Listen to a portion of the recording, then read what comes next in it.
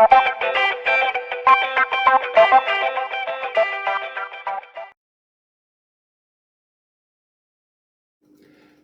welcome to the first vlog of my Ukrainian experience.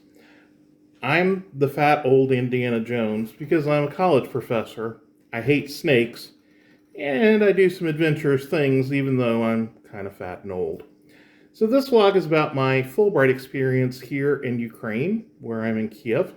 The Fulbright is a program that is established over 75 years ago by the State Department in order to encourage academic and cultural exchanges.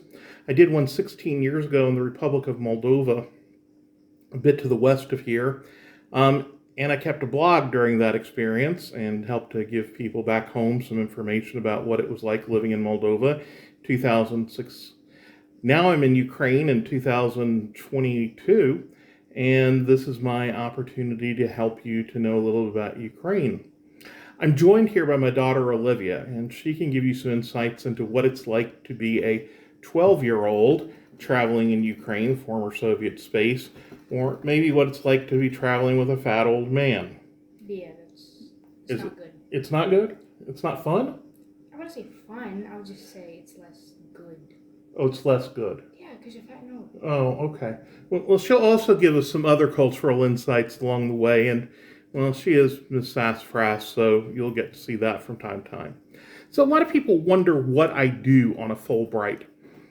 One, I teach at a university. I teach at Kyiv Mohyla University, which is one of the top-ranked universities in all the former Soviet space.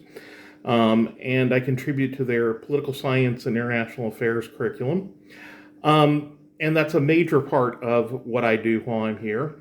I'm also working on a manuscript about civil society emerging in the former Soviet Union, and I'm doing some interviews and some research and some other things here while I'm doing that. So those are my two biggest projects. The next project that I'm working on is one that's more about professional development and personal development, and that is that I am finally trying to learn Russian, which is such a painful experience. So I have lots of little things like this all around my house as I try to learn not only how to conjugate Russian verbs, but how to decline the cases of Russian nouns. So that's been quite the experience for my 56-year-old brain.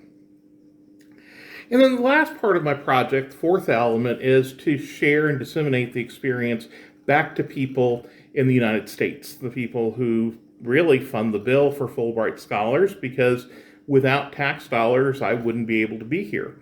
So I'm doing a vlog this time to help people know some about Ukraine and my experience in Ukraine.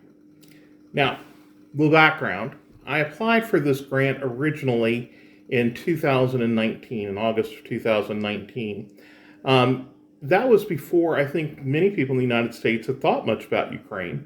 We may have known a little bit about it from some stories that had popped up in the news, especially with the Russian takeover of Crimea, but hadn't spent a lot of time on it. About a week after I turned in my Fulbright application, all the news broke about Donald Trump and the attempt to get the Ukrainian government to conduct an investigation of Hunter Biden. And my original grant was to teach American government in Ukraine. So I thought, oh, well, this could be real interesting, I guess.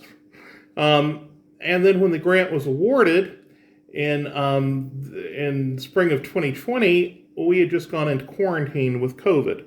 So I got delayed, first from the fall of 2019 to starting in January of 2020.